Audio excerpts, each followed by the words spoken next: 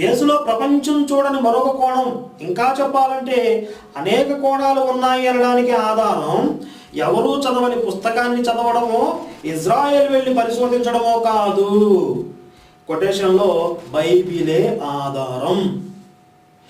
ఇది అండర్లైన్ చేసుకోండి.